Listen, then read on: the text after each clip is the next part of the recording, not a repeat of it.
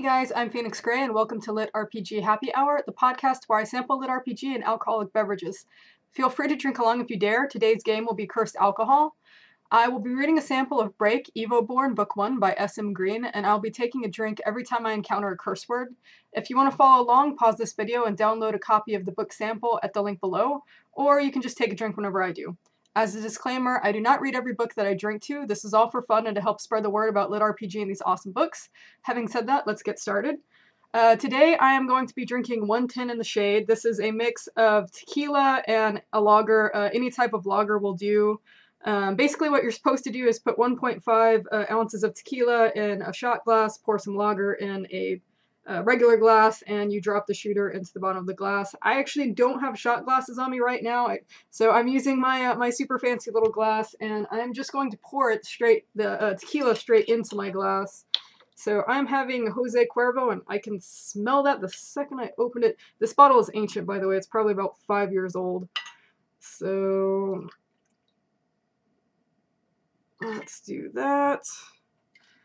And I got Corona for my lager. I had to Google to see what a lager is. It's weird because I actually drink a lot of beer. But I drink porters and stouts. Every once in a while I'll have a Mexican beer, but Corona is not my first choice for Mexican beer. It's a little too sweet. It's a little bit sweeter than what I would usually like. My preferred one is Dos Equis.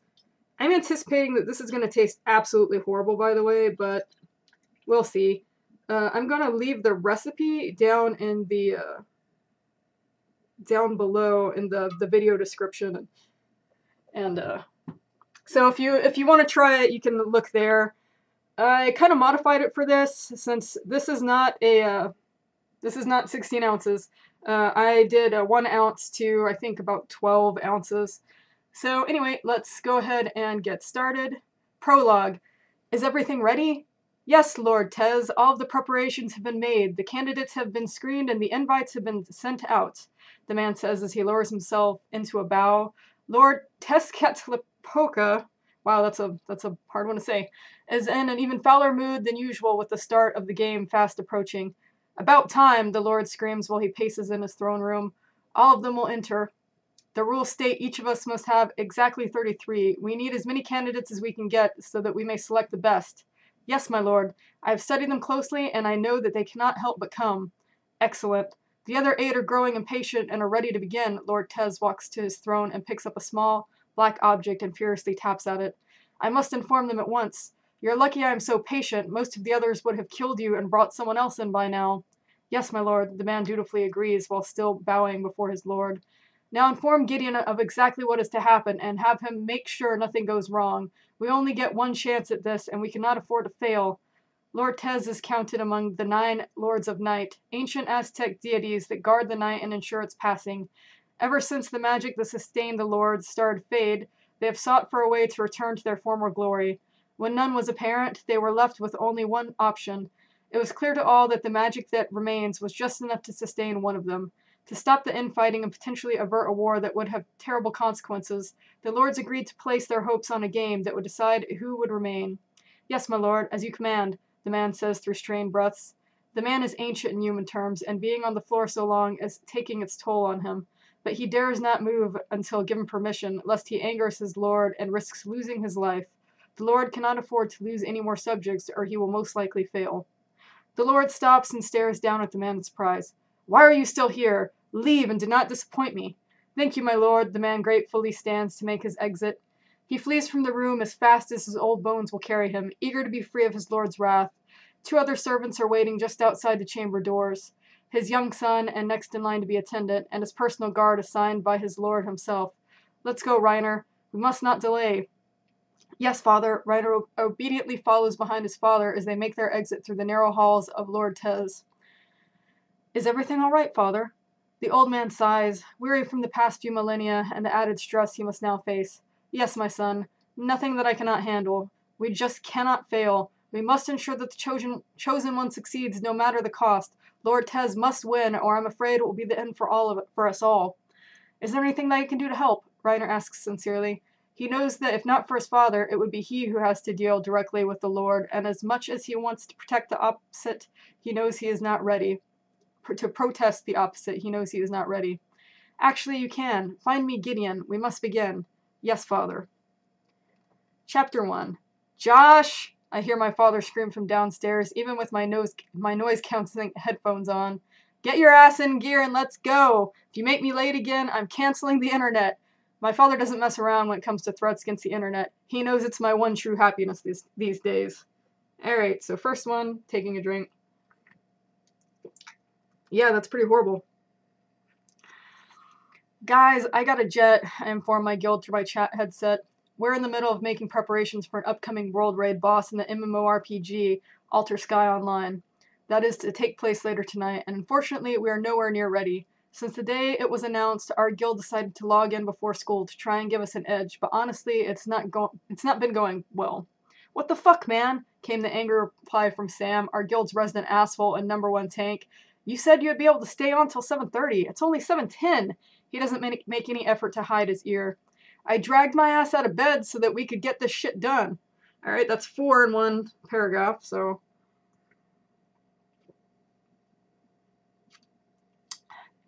Oh yeah, I don't recommend this.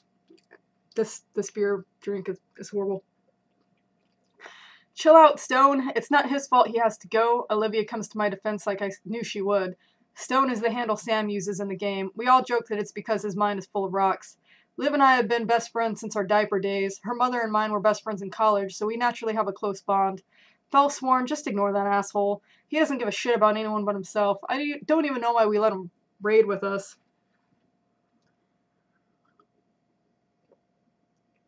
Two more. Let me raid with you, he screams at Liv as if she were partially deaf.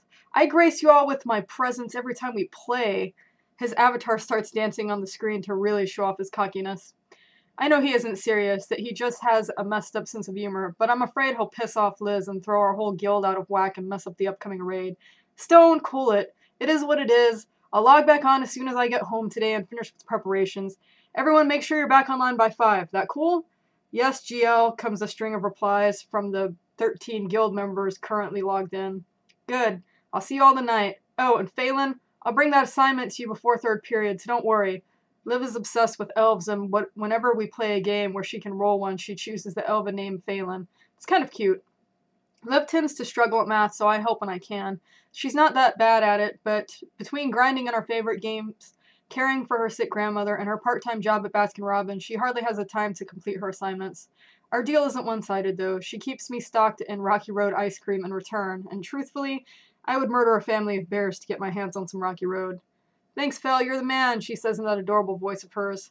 Liv is seriously the hottest gamer girl you will ever meet, and I don't mean she is a hot girl who plays games as most of them are. She's an actual gamer. We both fell in love with ESO, D&D, and every other MMO that we could get our hands on. It was after a 2-day grind session at my house when we were 13 that I realized how incredible she is and that I had feelings for her. I wanted to tell her how I felt every day since then, but I don't think she returns my feelings, and I don't want to mess up our relationship. Whatever, man, just make sure you don't cause us to fail or I'll beat your ass, Sam so wonderfully states before his avatar winks out of existence. The rest of our guild takes his cue, and soon Liv and I are the only ones left. Ugh. Thanks, Phelan. I appreciate you sticking up for me, I tell her, even though I know Sam was just messing around. Liv has always stood up for me like a protective older sister, even though she's 3 months younger. Josh, my red-faced father screams at me from my door. Let's go! Now! He turns and storms back down the stairs, leaving me in an awkward silence with Liv. I guess you better go before he kills you. Yeah, I haven't seen him that shade of red since I drove his Jag into the pool. I laugh at the memory. Ever since my mother passed away, my father has been distant and an extreme hard-ass. Of course, all it did was make me want to act out, so that's exactly what I did. I still can't believe you did that, she reproaches. I tried to talk you out of it, but you never listened to me. Yes, I do. I listen to everything you say. I want to tell her, but can't find my voice. Yeah, I was awesome back then, I lightly joke. I'll see you before 3rd period. I hit the log out button before she can respond. I'm too filled with emotions to be able to hold a conversation for much longer. I much prefer the time when we play, when all the discussions are about the guild, a raid, or some facet of gaming. its facet of gaming. It's never deep, and I can forget all about the shit problems of my day as I take out my frustrations on my mini enemies in the virtual world. Alright, so there was quite a bit of cursing in that one. I have a lime here too. I don't know why I haven't started eating it yet, because this would definitely make this less horrible. Anyway, chapter 2. Josh, have you been listening to me? My father calls from the driver's seat of our 2032 Cadillac Escalade as we cruise down the road on our way to my school, Oakview High Preparatory. Oakview is home of the ferocious Wolverines and many rich assholes that think they're better than everyone else on this earth. After middle school, my father gave me two choices, a boarding school 300 kilometers away or the exclusive prep school for the richy rich of our community. He had no problems getting me in, even with my past incidents, thanks to the bukus of money he threw at them. Pops is a famous lawyer who could get anyone off, and I hate him even more for it. He doesn't care what you did as long as he can win, and if not, he would just drop you. Yeah, I'm listening, I say, a bit monotone, even though I didn't hear a single word he said since we left the house. After logging off, I grabbed my bag and flew out the door. I couldn't risk losing internet privileges before the raid tonight. Since then, I have sat in silence, opting to stare at the million-dollar homes we pass on our way to my school. Good. Now, as I was saying, I have to go out of town next week for business. My company is planning to open a firm in Tokyo, and I need to be there. I perk up at this, thrilled to have a week away from the old man. Can you promise me that you'll behave? Or should I go ahead and call Doreen to come babysit you? Doreen is this old lady that lives across town that my father got off a hit-and-run charge. She barreled her way through a group of kids on her way to the store, and owes my father for getting the charges dropped. Doreen will do whatever he asks and is meaner than the devil. Last time she babysat, she made me clean the gutters with nothing but my hands. I hate the woman almost as much as I hate my father. I want to yell at him for his condescending tone, but I know it's no use. He would just say I'm being immature and call her anyway. No, I'll be fine, promise. I act calm and collected. However, inside I'm pumped for a week-long vacation away from him. Good, we can go over the details later. Oh, by the way, this came for you this morning, he nonchalantly says as he reaches in the back and hands me a vanilla envelope with a symbol on the back, like 4 dots over a solid line. I turn it over and see it is from Teleriano Reminiscence Industries, a company based out of Mexico who specializes in fully immersive virtual reality. A company that just so happens to be developing the upcoming new game EvoBorne, a full-dive MMORPG. According to all the latest gossip and rumors, the game is supposed to be out of this world. Full dive tech has been around for a while now, but between the cost of units and the abysmal graphics, the industry has all but dried up. There are a few games that are decent, but nothing to get excited about. However, last year, the company TRI released some demo gameplay videos for EvoBorne, and not even 30 minutes after its release, the internet blew up. Millions upon millions of people, myself included, were talking about it, and every one of us were excited to see more. It had the most realistic graphics that I've ever seen for a video game, and it honestly looked like a live-action trailer. After the video went viral, TRI went ghost with no other announcements given for months. Then randomly, one day, they announced that an upcoming beta trial was scheduled and they were looking for participants. Naturally, everyone in the entire gaming community entered. Every stream, channel, video, and gaming blog was raving about it. You couldn't watch a stream on Twitch without someone mentioning it every 5 minutes. It got so bad that most streamers banned talking about it. TRI didn't give much information about the beta except that it would be a small beta trial and they were only accepting 297 people to participate. That was a very specific number. Everyone speculated on their selection methods, but nothing was provided in the announcement. It was a closely guarded secret. I got caught up in the excitement and applied even though I knew it was a long shot. I knew I didn't stand a chance, but I couldn't help it. I love MMORPGs and would give anything to be a beta tester for it. I ended up getting a call about a month ago asking me to come in for an analysis and interview, which I happily consented to. Pops was a bit peeved with having to drive, but he wouldn't give me the keys to the car, so he was forced to escort me. When we arrived, there was already a mass of people waiting, and my hopes dwindled. Dad didn't want to wait, so he told me to grab an Uber home. I went to sign in and was instructed to have a seat, and that someone would be with me shortly. Hours later, 6 to be exact, I was called back by an elderly man accompanied by what looked to be a well-armed personnel assistant. The man was kind enough, but he asked weird questions that made me doubt whether or not he was serious. I guess I did okay because he smiled and informed me that they would be in touch. After 2 weeks went by and no word came, I gave up hope and put it out of my mind. I wanted to discuss it with my guild, but I didn't want to be laughed at for trying, so I kept quiet. Try to not get into any trouble today. I can't afford to leave the office to come and get you. Dad interrupts my thoughts as we pull up to the front entrance of the snobby prep school. I feel my excitement skyrocket as I quickly shove the envelope into my bag. No worries, I'll be on my best, I say sarcastically. Dad starts to yell at me, but I cut him off.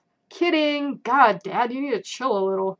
I hop out before he can go off on his tirade and grudgingly make my way to first period. I can barely contain myself as I stare at the clock, trying to will the time to fly by. I want to find out what the letter says, but I can't open it here. Too many prying eyes, and if it's a rejection letter, I don't want people to see me cry, even though I definitely wouldn't do that. Time drags by, but thankfully first and second period soon ends. As I roam the halls heading towards third period, I suddenly remember Liv and her assignment. I feel like an idiot as I race back to her locker, hoping to reach her in time. Liv isn't like the rest of us here who have mommy and daddy's money. She's a scholarship kid and must keep her grades up. If her grades drop below a certain amount, they'll boot her out, and I can't take a day of this place without her here. I come around the corner and see her by her locker, frantically searching the halls. Her head swivels in my direction, and I can tell instantly when she spots me. A smile breaks across her gorgeous face, and my heart flutters. She barely stands at 5 feet, and is dwarfed by everyone around her, but she has such a natural charisma that she stands out like a radiant star. It also helps that she's the hottest girl in the school, and everyone is either in love with her or avoids her out of jealousy. Josh, thank God! The relief is clear in her every manner. I was so worried you wouldn't make it in time. What took you so long? She playfully slaps my arm, the cutest gesture I've ever seen. I have the urge to sweep her off her feet and run away, but that's foolish, so I just say, Sorry, Liv, I'm a bit distracted today. Worry fills her eyes. Is everything okay? I pull my bag in front of me and begin to root around for her work. Yeah, everything's fine. Just got something in the mail today that surprised me. The worry leaves, replaced by curiosity. Don't worry, I'll fill you in tonight. I try to placate her.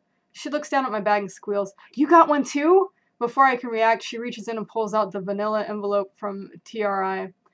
I'm surprised that she recognizes it. Wait, what do you mean too? Her smile grows even more, and I realize that she must have gotten one as well. Why haven't you opened it yet? She asks sweetly, slowly starting to pull it open. I reach out and pull it away before she can. She frowns at me. I opened mine this morning. I got in. Her frown is now a memory, eclipsed by her huge smile. She is jumping up and down with excitement, and I try my hardest not to stare at her chest as I am a gentleman, but it's not easy. I'll open it later. I don't want her to see my disappointment once I find out they rejected me. There is no way that with only 297 invites, we would both get one. One of the millions who applied, the odds would be outstanding. You got in? That's fantastic, Liv. Why didn't you tell me you applied? I asked, trying to change the subject. Yes, I was through the moon when I found out, and you didn't tell me first, she chides while poking me in the chest. True, I agree while smiling at her. This is awesome. I can't believe you got in. I'm happy for her, but I'm jealous as well. I really want to play now, but know that it's not likely. The bell rings and the halls quickly start to empty. Got a jet, Phelan? I use her online name to earn another smile. I'll let you know what mine says tonight before the raid. I already know what it will say, but I don't want to dash your hopes right now. I turn to leave, but before I can, Liv gives me a quick hug and runs off. I stand there confused for a minute, my feelings swirling around when the tardy bell rings. Shit. I take off in a near full run back to class, now more excited by the hug than the envelope. Well, almost more excited.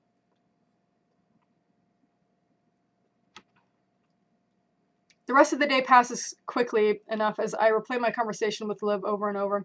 I can still feel her arms wrapped around me, and it causes me to have a ridiculous smile plastered on my face. School finally ends, and soon I find myself heading back to a dark, empty mansion. Dad's at work with Esmeralda, and Esmeralda has the night off, so it will just be me. I'm starving by the time I get home, so I check the fridge and find the meal Esmeralda prepared for me the day before. That woman is a godsend. I pop the food in the microwave, then quickly scarf it down before heading up to my room to log into Alter Sky. The raid is going to be tough, and I've got work to do if we're going to have any chance at completing it. I log in and begin going over the details of what is to come. Not much information was given. The developers are apparently trying to drum up excitement. The game is getting up there in age, and not a lot of people still log in. The only information they told us was that this will be the hardest boss fight to date, and that most will fail. They said that the battle with Briocular, the Flesh Render, the boss that 95% of people wiped on, would be a cakewalk compared to the boss tonight. The good news is that my guild has spent hundreds of hours grinding, finding the best weapons, preparing potions, and crafting the best armor, and I am feeling confident we stand a chance. The bad news is that we were part of the 95% the wiped on Briocular.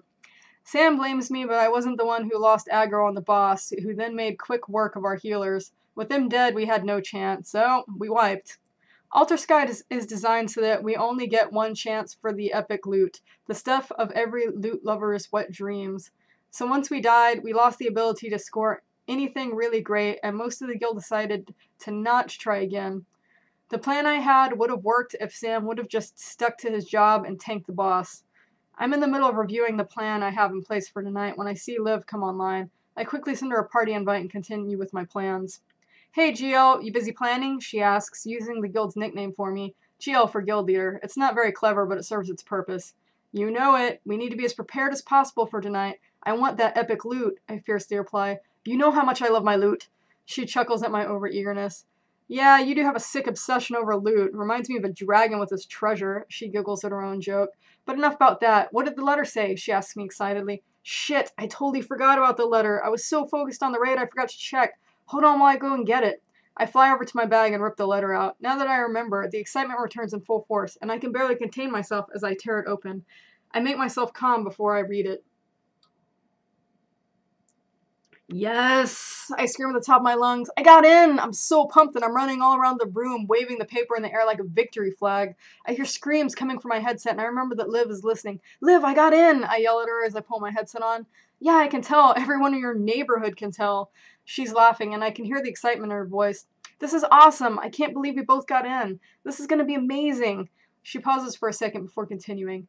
Do you want to carpool? It's all the way in New Brunswick, and it would be cool to ride together. Hell yeah! I agree as I peruse the letter again, checking on the location and date. It's this weekend. I'm surprised they would send the letters out so close to the day. I don't know if hell's a curse word or not, but I'm going to count it. Yeah, I think they didn't want a lot of people to know, so they waited as long as possible, Liv rationalizes. I hear a ding on my headset, causing me to look up and see that Sam has just logged in. I check the time and I realize it's almost 5, and I haven't made much progress with the raid. We can talk more about this later. For now, we got a raid to win, I confidently say to Liv as I send Sam an invite. Let's get some shit done. Alright, if you cannot tell, like, this carbonation is killing me right now. So, if you hear me gurgling, it's because my stomach is just like, fuck you, Corona. Oh my god. I should have been doing that the whole time. Oh, it tastes so much better. Alright. Chapter 3. Damn it, Stone, I cursed my headset. I told you to flank left and pull aggro on the mission. I can handle the boss for a minute while we take them out. Get your ass over there or we're going to wipe. Sam is busy being a show-off and ignoring my orders. This is the 3rd time I've had to yell at him, and at this point, I'm ready to strangle him. Yeah, he nonchalantly says.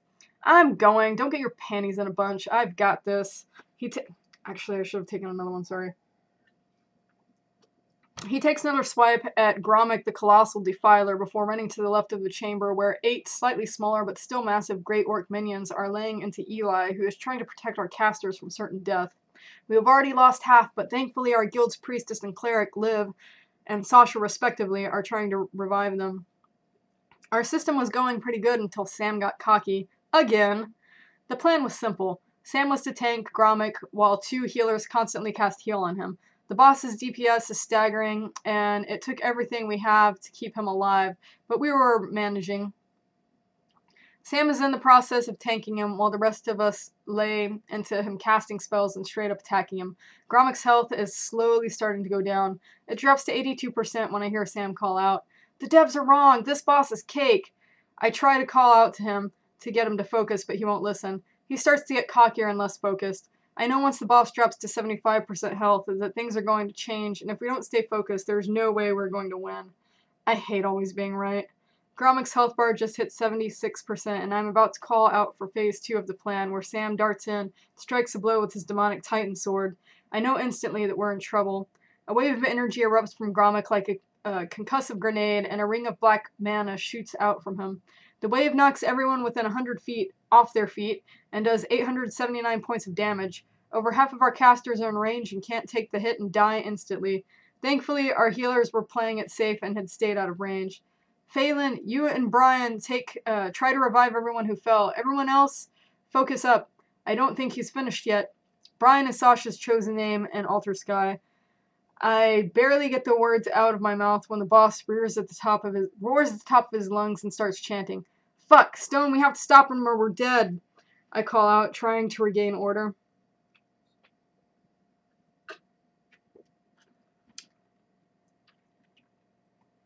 I look to where Sam has been standing to find him slowly getting back on his feet, barely alive from the damage he'd taken. Our third healer, Sarah, was in the middle of casting heal when I noticed Gromit finish his spell and look down on Sam with pure hatred. Shit, I mumble into my mic.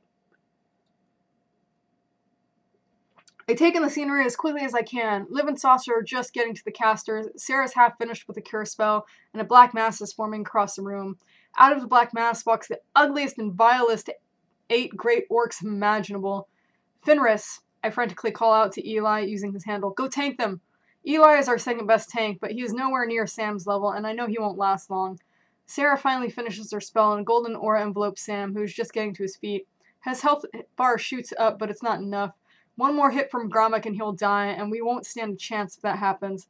Stone, back off and down a health potion, then flank left and tank those great orcs for Fenris. He's barely hanging on. I'm hell-bent on salvaging this raid the best I can, but Sam just isn't listening.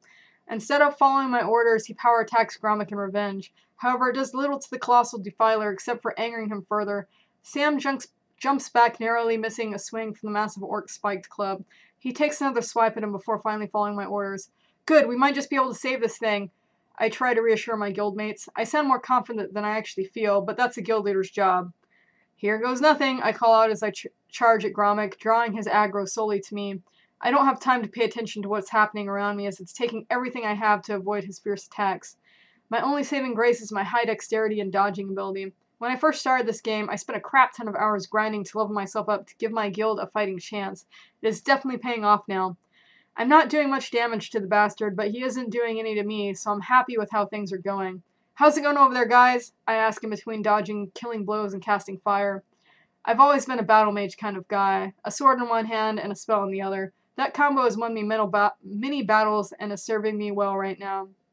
There's nothing but silence for a few seconds.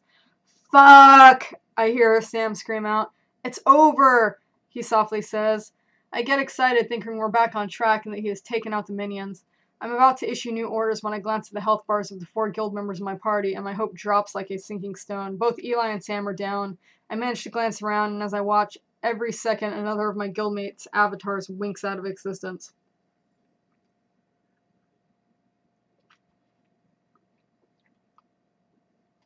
What the hell happened, guys? I frantically exclaim as I try to put some distance between Gromit and myself to better assess the situation.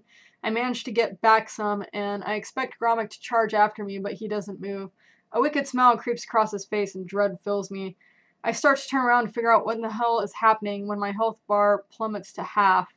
I look back to find 5 of the great orcs still alive, and all of them in the midst of another attack. I don't get another chance to move when they strike a killing blow. You have died. Nobody likes to see that prompt.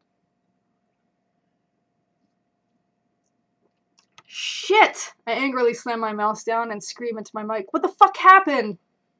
I asked no one in particular. Oh my god, salt went down the wrong tube. Sorry, guys.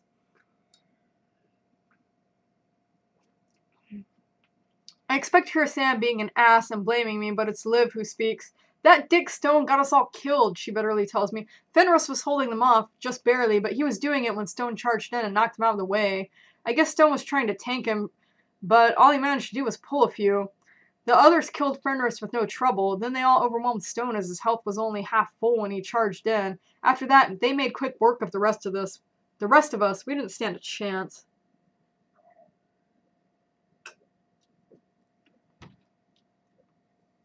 That is really horrible, guys, just so you know. Anger blooms in me. Sam, what the fuck, man? That was our one chance. I'm so angry I don't even care that I broke the unspoken rule to not call a gamer by their real name. I want answers. It's his fault we'll miss out on the epic loot, and I'm pissed. That asshole didn't listen and heal as I told him to. Ugh. No answer comes. Sam! I call out again, but still no answer. I look at the party menu and see his name disappear. Damn it! Sorry, GL, Eli's soft voice whispers through their headset. I try to hold them off, but when Stone did what he did, they just butchered him. They just butchered me. I can tell he blames himself. I have to take a second to cool the rage inside. I sigh. No, Fenris, it's not your fault, man. It's Stone's. He wouldn't listen to me and follow through with the plans. You've got nothing to be sorry about. Thanks, he replies, crestfallen. I know he's depressed over wiping just as much as I am. So, what do we do now? Liv asks the guild. Do we attempt it again? Sorry, that was like long overdue. Do we attempt it again? I know we won't get the epic loot, but it would still be cool to kill the monster of an orc. I want to, but we can't without Stone. I hate admitting it. He was our best tank and the only one who could hold him off. We would need to level Fenris some more to be able to replace him. I think we have to call this one. I inform my guild as I pull up my character screen and absentmindedly fiddle with my avatar. There's not much we can do at this point. We could try to find someone to cover for him and maybe get some rare loot, but it won't make a difference. We lost our chance for the good shit. I hate that asshole, Sasha tells all of us. Seriously, what's his problem? If he just followed the plan, then we would have had it in the bag. Camden, one of the casters, killed in the initial power attack of Gromit pipes in. I don't know, guys, but it's over now. I honestly don't know why we put up with him for as long as we did. I feel exasperated and depressed. It's not that I'm overly pissed we lost the loot, but other things are weighing on my mind. Honestly, this game is getting old and it's about time to move on to something else anyway. Plus graduation is only a few weeks from now, and I know most of us won't be able to commit to the time we once did. This was our last hurrah, our final raid as a guild. I wanted us to end on a high note. I wanted the thrill of victory that comes from beating the odds. I wanted my whole guild to celebrate one last time. Sorry guys, I think this is it for the Darklighters. Darklighters is the name of our guild we formed when we first joined the server. It started out with just Liv and I, but eventually we added more and more people. Darklighters was the name Liv came up with. It's supposed to embody the two of us. She claims that it represents the darkness we both have in our past that we wish to overcome. So to overcome darkness you need light. Ergo, Darklighter. Don't judge our tastes too much. We were only 12 when she came up with it.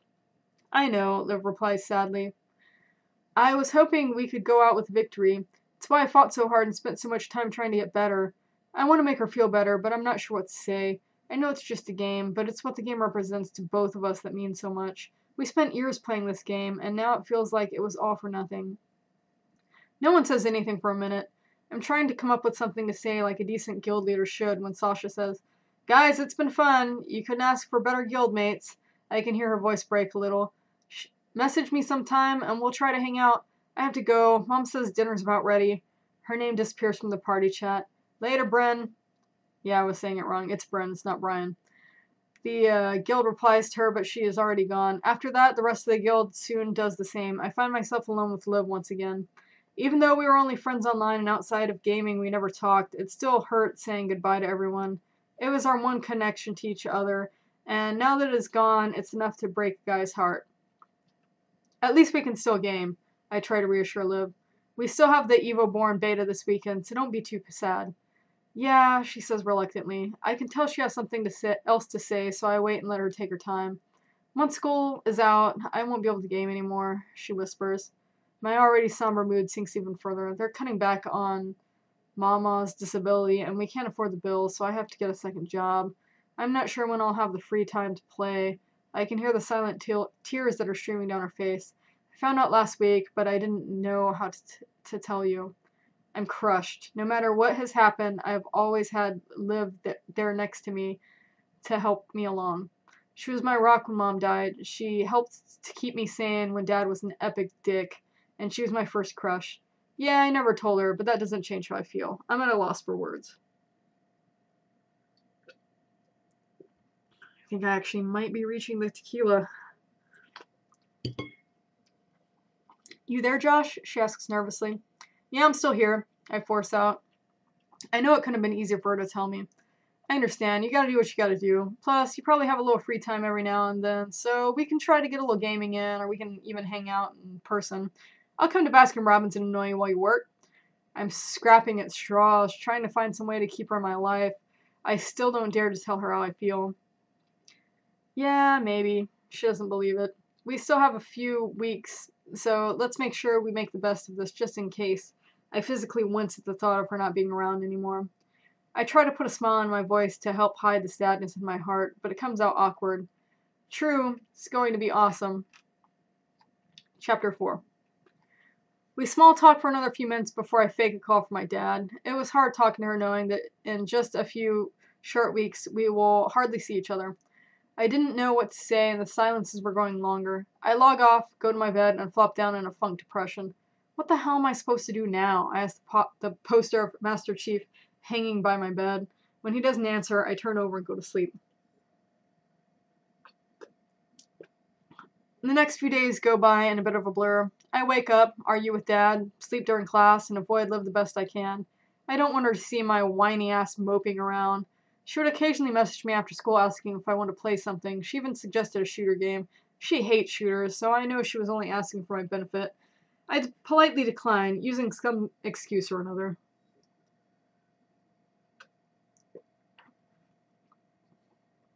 I stay in my depressive state all the way to Sunday morning when I suddenly feel a bit better.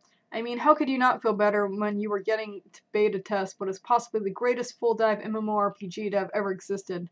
Adrenaline flooded my system the night before, and I had a hell of a time falling asleep, but I finally managed around 3 a.m. The letter said to arrive no later than 8 a.m. and to not eat for at least 12 hours before showing up.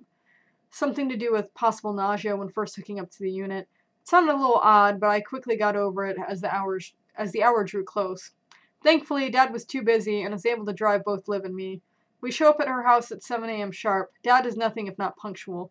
He honks the horn twice, and soon Liv's short, petite frame can be seen bursting out the front door.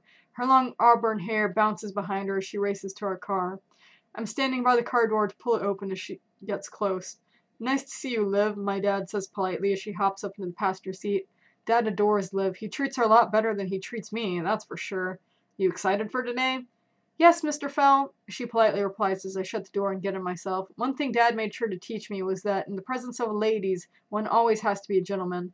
I hop in the back and we pull out cruising down I-95 on our way to New Brunswick. I zone out as Dad peppers Liv with questions about school and how her grandmother is doing. I hear them discussing graduation and completely tune out. I can't deal with that right now. 1 hour and a lot of small talk later, we pull into the parking lot of a vast 8-story building. The GPS guided us to the outskirts of town, a different location than my interview, to a building surrounded by a chain link fence.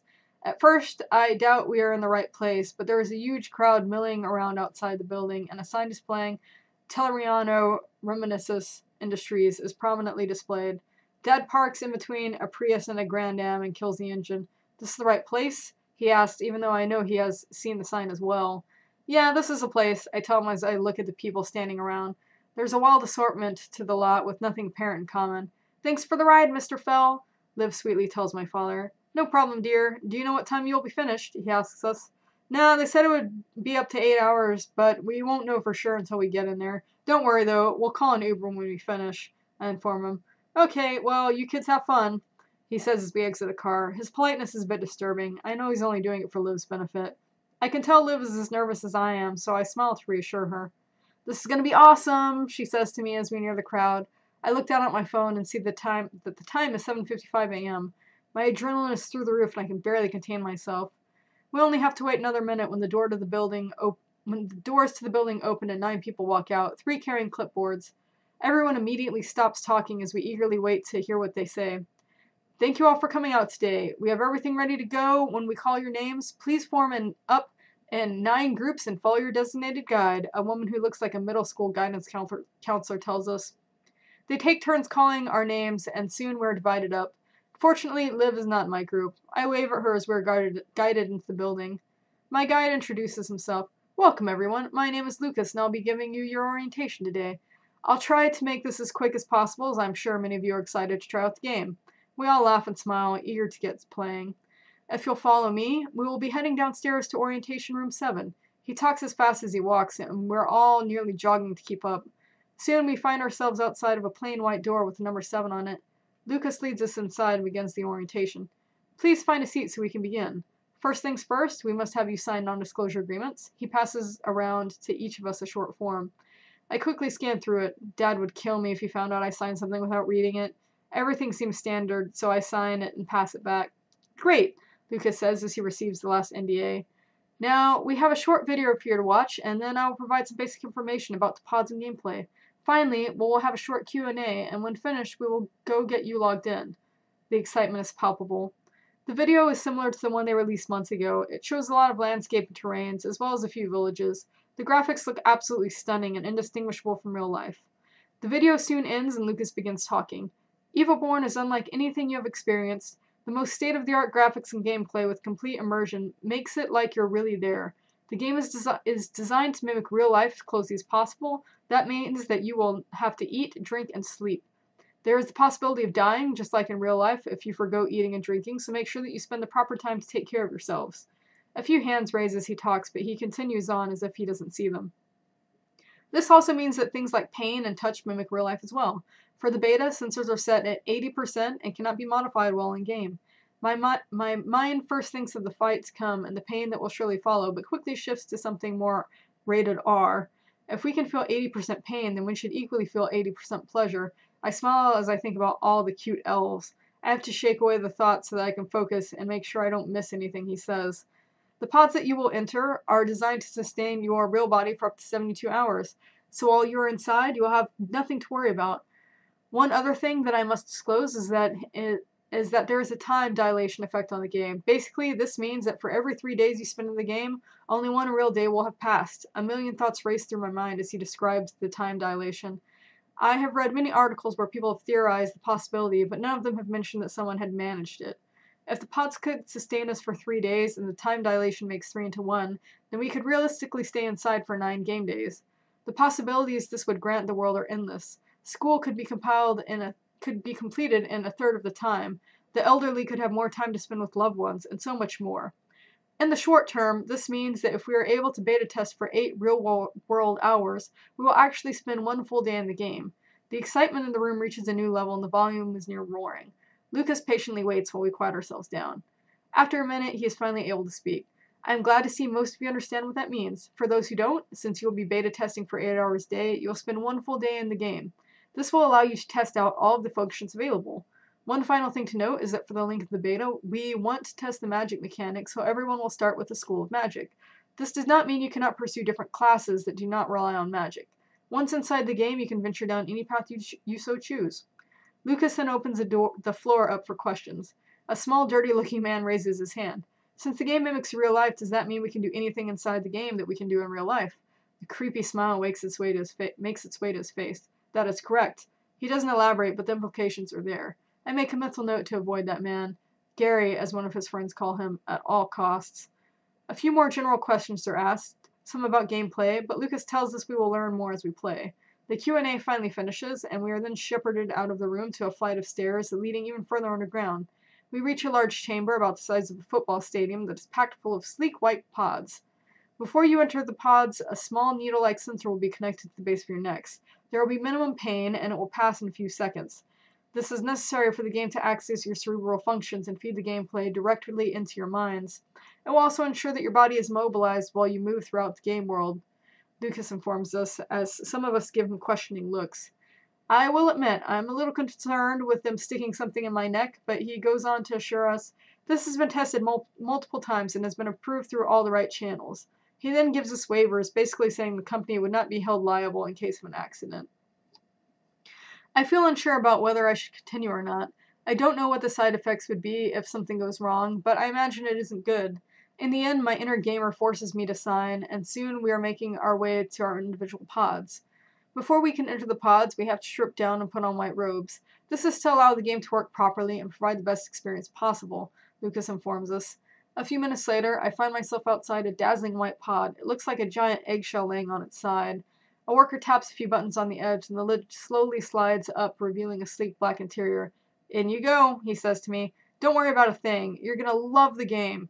He smiles genuinely, causing all the nervousness I'm feeling to lessen. Thanks. I climb into the pod, lay down, and fidget with the robe awkwardly. Please, sit up for a moment and I'll connect the sensor and you can begin, he happily instructs me. It hurts more than I imagined it would. It feels like a horsefly sting, but it soon passes and I'm laying back down. You shouldn't have any problems getting set up. There will be a short tutorial before you enter the game world. Will I be near the others? I sit up and ask, thinking of Liv. He smiles. Maybe, but we need to test as much as possible, so you'll most likely be separated from most, if not all, of the others. You may find one or two before the beta ends, but it's unlikely. EvoBorne is a massive place, roughly 4 times that of Earth. Wow, I whistle, quite impressed. Okay, I lay back down and prepare to start. Thanks for your help. I stumble as I don't know his name. It's Reiner, and you're very welcome. Your help will be invaluable, he smiles at me as the top of the pod starts to shut. The lid is nearly closed when I swear I hear him say, Good luck, champion. The pod seals shut, and I'm cast into darkness before I have a chance to respond. Chapter 5. Should we be doing this? Reiner pleads with his father as they make a few modifications to EvoBorne, more specifically to their champion. If we get caught, we'll be killed for sure, and the Lord will be disqualified. Do you not think I know that? The old man growls at his son. We must do what we can to give him an edge, no matter how small it might be. He warily sighs as he finalizes the magic to enact their plan. Lord Tez grants him access to the magic to help create the world and make sure everything was in order. He would be disappointed if he found out what he was doing now. The others will surely be something similar, no doubt about it. All we are doing is evening the playing field a little. Besides, it's nothing major. We simply give him a little leg up, he defends. Reiner sighs. You're right, father. I'm sorry for questioning you. He apologizes. The old man gently puts his hand on his son's cheek. It's nothing, my son. We just have to help him however we can. The Lord cannot lose this or we're all dead. Is there anything else we can do? Reiner asks willingly. He hates seeing his father so stressed, but he doesn't know what he can do to help. We have done all we can do for him. Now he must forge his own path. What if he chooses to not participate? Humans are so temperamental, he may decide it's not worth the effort. That's why I made sure to give him a little extra incentive. I had someone he cares about join him in EvoBorne. If that's not enough, then we have failed, the old man confides. Let's leave this place before anyone sees us and go watch our champion in action. I'm sure he will make the right decision. He tries to lift the mood as they rush from the hall. Chapter 6. 30 seconds. 30 seconds is precisely how long I lasted in the soul-crushing, claustrophobic darkness before I began to freak out. Mercifully, the world explodes into white around me, and I find myself floating in a vast, bright nothingness. I reach out experimentally, trying to touch the edge of the pod, but no matter how far I stretch, my hand passes through the air. Incredible, I say to myself as I look around, waiting for something to happen. I didn't even see a loading screen or even feel a shift letting me know the pod had activated, starting the game. Alright guys, that is the end of my sample. This again was Break EvoBorne by SM Green. If you're an author and you would like me to do a segment on your book, go ahead and comment below. I am only currently doing LitRPG. I'll make the occasional exception for GameLit, but I mostly really want to focus on LitRPG. Anyway, again, if you enjoyed this, the link is below.